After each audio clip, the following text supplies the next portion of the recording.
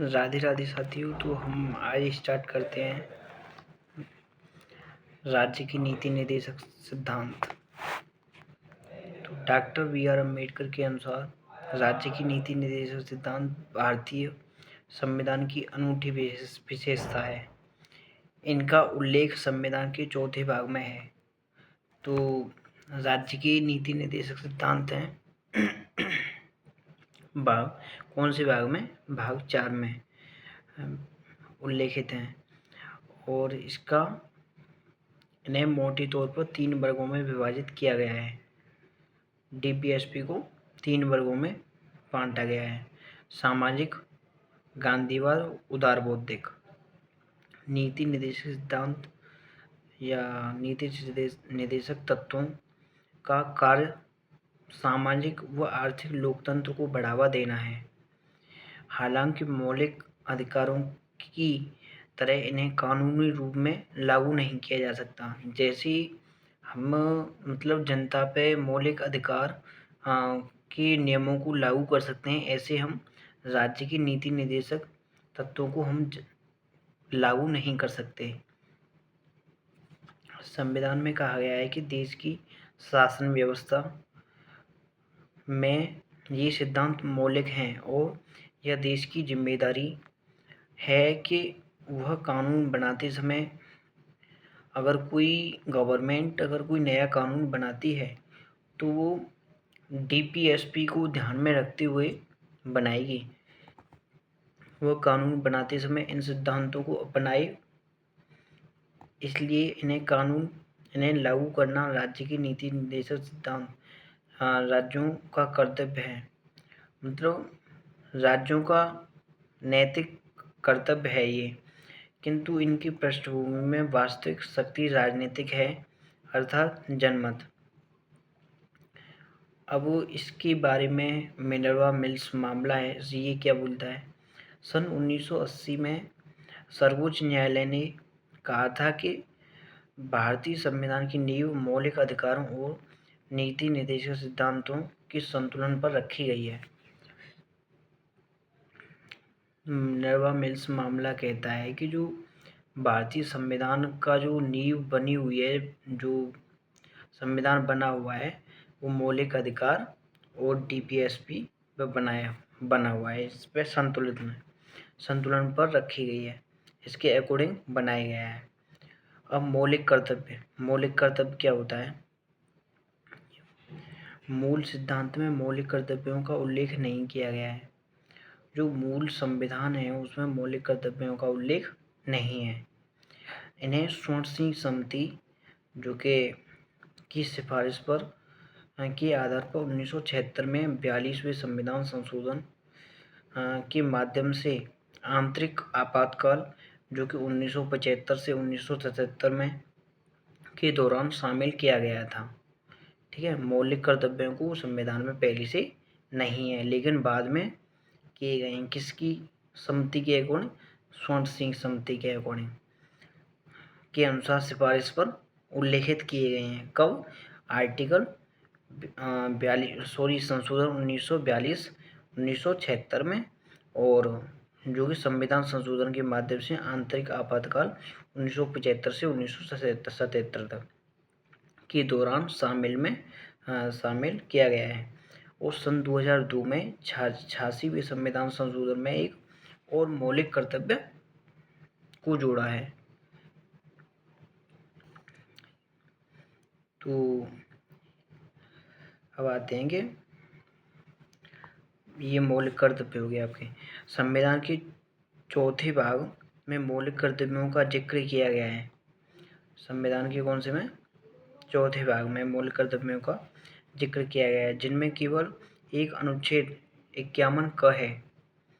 इसके तहत प्रत्येक भारतीय का यह कर्तव्य होगा कि संविधान, राष्ट्रध्वज और राष्ट्रगान की आदर करे और राष्ट्र की संप्रभुता और अखंडता की रक्षा करे, हमारी मिश्रित संस्कृति को समृद्ध धरोहर का अनुसरण करे, सभी लोगों में आपसी भाईचारे की भावना विकास करे इत्यादि। मौलिक कर्तव्य नागरिकों को यह याद दिलाते हैं। मौलिक कर्तव्य क्या करते हैं? नागरिकों को एक मतलब अच्छी सटीक और सही रास्ते पे चलना बताते हैं। उन्हें अपने समाज, देश, अन्य नागरिकों के प्रति कुछ जिम्मेदारियों का निर्वाह भी करना है। नीति निर्देशक सिद्धांत की तरह कर्तव्यों को भी कानूनी रूप में लागू नहीं किया जा सकता।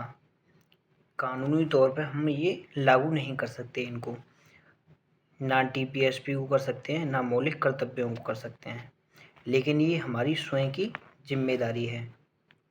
अब आते हैं एक धर्मनिरपेक्ष राज्य। भारत का संविधान धर्मनिरपेक्ष है, इसलिए यह किसी धर्म विशेष को भारत के धर्म के तौर पर मान्यता नहीं देता। भारत किसी विशेष धर्म को मान्यता भारत का संविधान किसी विशेष धर्म को मान्यता नहीं देता। यह कैसा है? संविधान के निम्नलिखित प्रावधान भारत के धर्मनिरपेक्ष लक्षणों को दर्शाते हैं। वर्ष 1976 में 42वें संविधान संशोधन द्वारा संविधान की प्रस्तावना धर्मनिरपेक्ष शब्द जोड़ा गया। कब जोड़ा गया? 1976 में। कौन से संविधान संशोधन? 42वें संविधान संशोधन। प्रस्तावना हर भारतीय नागरिक की आस्था, पूजा और अर्चना व विश्वास की स्वतंत्रता की रक्षा करती है। किसी भी व्यक्ति को कानून के समक्ष समान समझा जाएगा। कानून के सामने सभी व्यक्ति, चाहे वो कितने भी पैसे वाला है या कितना भी गरीब है, इसीलिए गरीब लोगों के लिए भी एक जज द्वारा वकील की का फ्री ऑफ कॉस्ट प्रावधान है। उसे कानून की समान सुरक्षा प्रदान की जाएगी, जो कि आर्टिकल 14 के अनुसार की जाएगी। धर्म के नाम पर किसी प्रकार का भेदभाव नहीं किया जाएगा। ऐसा नहीं किया जाएगा कि धर्म के नाम पर हम कुछ भी करें या किसी इंसान से कुछ दुर्व्यवहार करें, जो कि आर्टिकल 15 में कहा गया है। सार्वजनिक सेवाओं में सभी नागरिक के समान अवसर दिए जाएंगे। जो ये आर्टिकल 16 में आता है, कोई सार्वजनिक सेवाएं हैं जिनमें सभी लोग अपना मतलब ये सभी के लिए है। कोई सार्वजनिक मतलब किसी को प्रतिबंधित नहीं कर सकते हैं। हर व्यक्ति को किसी भी धर्म को अपनाने व उसके अनुसार पूजा अर्चना करने का समान अधिकार है। अनुच्छेद 25 बोलता है, वैसे 25 to 28 तक इन्हीं जो धर्म से रिलेटेड, पूजा से रिलेटेड ही हैं, लेकिन बताता हूँ। हर धार्मिक समूह अथवा इसके किसी हिस्से को अपने धार्मिक मामलों के प्रबंधन का अधिकार है। आर्टिकल 26 बोलता है कोई भी धर्म के किसी भी हिस्से को धार्मिक मामले के प्रबंधन का अधिकार है, और किसी भी व्यक्ति को किसी भी धर्म विशेष पर प्रचार करने के किसी प्रकार के कर या बाध्य नहीं किया जाएगा। ऐसा नहीं किया जाएगा कि आपको टैक्स वसूला जाए पूजा के नाम पे, नहीं होता ना ऐसा। ये किस आर्टिकल के थ्रू है? आर्टिकल 27। किसी भी सरकारी शैक्षणिक संस्थान में किसी प्रकार की धार्मिक निर्देश नहीं दिए जाएंगे। कोई शिक्षा के स्थान पे हम ये नहीं बोल सकते किसी को कि आप ये करो, आप ये करो। ऐसा नहीं है, किसी पे कोई प्रेशर नहीं दे सकते कि आप धर्म परिवर्तन करो। ऐसे नागरिकों के किसी भी वर्ग को अपनी भाषा, लिपि अथवा संस्कृति को सुरक्षित रखने का अधिकार है, जो कि आर्टिकल 29 में बोला गया है। जैसे आपका जो कोई भाषा है, लिपि है, आपकी संस्कृति है, कोई कल्चर है आपका, आपको अच्छे से सुरक्षित उसको बनाए रखने का पूर्ण रूप अधिकार है। ये आर्टिकल 29 आपको कहता है। और अल्पसंख्यकों को अपनी पसंद के शैक्षणिक संस्थानों की स्थापना करने और उन्हें संचालित करने का अधिकार है। ये आर्टिकल 30 बोलता है। अल्पसंख्यक हैं, उनको अपनी इच्छा अनुसार पसंद की शैक्षणिक संस्थानों की स्थापना करने और संचालित करने का पूर्ण रूप से अधिकार है, आर्टिकल 30 के अनुसार। अब आ गया, राज्य सभी नागरिकों के लिए समान नागरिक संहिता बनाने के लिए प्रयास करेगा। ये आर्टिकल 44 है। धर्मनिरपेक्षता की पश्चिमी अवधारणा धर्म, चर्च और राज्य राजनीति के बीच पूर्ण अलगाव रखती है। धर्मनिरपेक्ष की यह नकारात्मक अवधारणा भारतीय परिवेश में लागू नहीं हो सकती, क्योंकि यहाँ का समाज बहुधर्मवादी। इसलिए भारतीय संविधान में सभी धर्मों को समान आदर अथवा सभी धर्मों को समान रूप से रक्षा करते हुए धर्मनिरपेक्षता का सकारात्मक पहलू को शामिल किया गया है। ऐसा नहीं कि किसी के धर्म के अगेंस्ट जा सकते हैं, उसको ख़त्म नहीं कर सकते। इसके अलावा संविधान ने विधायिका में धर्म के आधार पर कुर्सी का आरक्षण देने वाले पुराने धर्म आधारित प्रतिनिधित्व को भी समाप्त कर दिया गया है। किसी की धर्म के अकॉर्डिंग कोई चेयर नहीं बनाई है, समाप्त कर दी गई है नहीं। हालांकि संविधान अनुसूचित जाति और जनजाति को उचित प्रतिनिधित्व प्रदान करने के लिए अस्थायी आरक्षण प्रदान करता है। हाँ, और आरक्षण इसी के ऐसे ही मिलता है। ये जो अभी आते हैं, सार्वभौम वयस्क मताधिकार। भारतीय संविधान द्वारा राज्य विधानसभाओं और लोकसभा चुनावों के आधार स्वरूप सार्वभौम वयस्क मताधिकार को अपनाया गया है। अब इसका क्या मतलब है सार्वभौम वयस्क मताधिकार का? वह हर व्यक्ति, प्रत्येक व्यक्ति जो कि जिसकी उम्र कम से कम 18 वर्ष है, उसे धर्म, जाति, लिंग, साक्षरता, संप्रदाय, मतलब कोई वो तो नहीं है, इत्यादि के आधार पर कोई भेदभाव किए बिना मतदान करने का अधिकार है। ये अधिकार मिलता है वर्ष 1989 में 61वें संविधान संशोधन द्वारा संशोधन अधिनियम और 1988 के द्वारा मतदान करने की उम्र 21 से घटाकर 18 कर दी गई। ये अच्छा क्वेश्चन बन सकता है यहाँ से।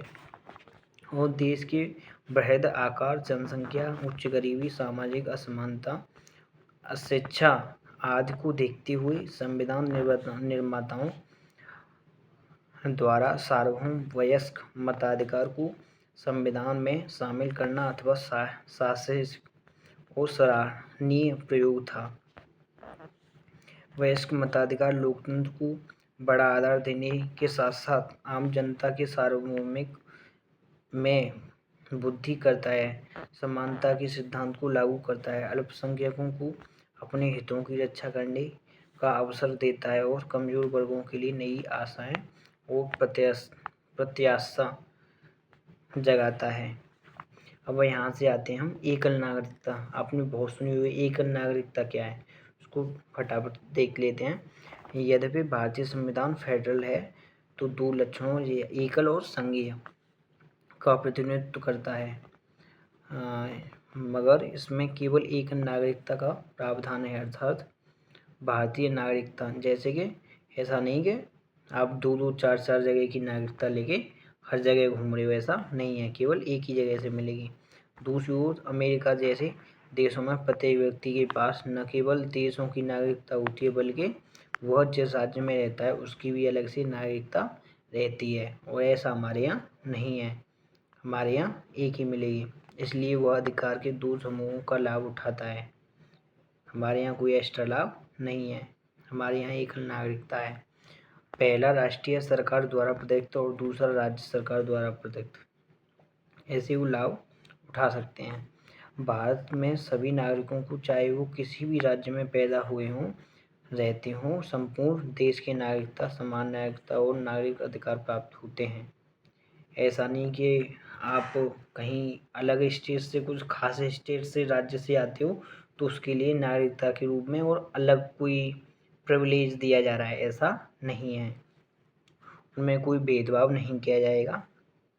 सभी नागरिकों के लिए एकल नागरिकता और समान अधिकारों के संवैधानिक प्रावधानों के बावजूद भारत में सांप्रदायिक दंगे, वर्ग संघर्ष, जातिगत युद्ध, भाषीय विवाद और नजाति विवाद होते रहे हैं। इसका अर्थ यह है कि संविधान के निर्माताओं ने एकीकृत और संगठित भारत राष्ट्र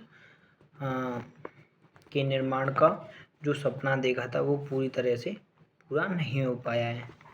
वे आते हैं स्वतंत्र निकाय। भारतीय संविधान न केवल विधायिका, कार्यपालिका व सरकार तथा न्यायिक अंग ही उपलब्ध कराता है।